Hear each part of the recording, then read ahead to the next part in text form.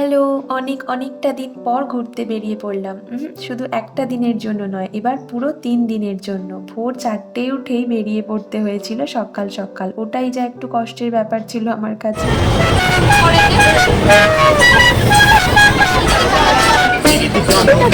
তুমি আসল পারবা না বন্ধু জানো না এই পারা রে জানো না তুমি কি জানো না।